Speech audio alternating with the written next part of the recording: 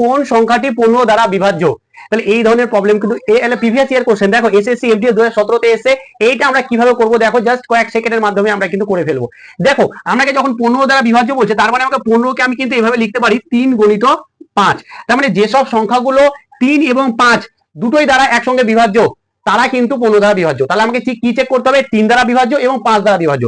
তাহলে 5 দ্বারা বিভাজ্যতা আগে চেক করবো, কারণ 5 দ্বারা বিভাজ্য নেওয়া হচ্ছে, যদি শেষে 5 থাকে তাহলে 5 দ্বারা বিভাজ্য, তাহলে শেষে 5 প্রত্যেকটা আছে। এবার আমার 3 দ্বারা বিভাজ্য চেক করতে হবে। 3 দ্বারা বিভাজ্য চেক করতে দেখো আমরা কি করব, আমরা জাস্ট কি করব, 3 দিয়ে বিভাজ্য ছিল বাদ দিয়ে দেবো, বা যোগ করে 3 দিয়ে বিভাজ্য হলে বাদ দিয়ে দেবো। দেখো এখানে 6 যাচ্ছে, 3 যাচ্ছে, আবার এটা 2 এর 7 হচ্ছে, মানে এটা হবে না।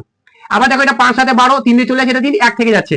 এইটা দেখো 5 সাথে 12 বাদ, এখানে 4 হয়ে যাচ্ছে, তাহলে এটাও কিন্তু 3 দ্বারা বিভাজ্য না। তাহলে এটা পড়ে থাকছে, তাহলে এটা কিন্তু অবশ্যই হবে। দেখে নাও, দেখো 5 দ্বারা তো হচ্ছেই। আবার দেখো 6 যাচ্ছে, 3 যাচ্ছে, 3 দ্বারা বিভাজ্য। আবার দেখো 4 আর 5 কিন্তু দুটো যোগফল হচ্ছে 9, 9টাও কিন্তু আমার 3 দ্বারা বিভাজ্য। তার মানে আমাদের ডি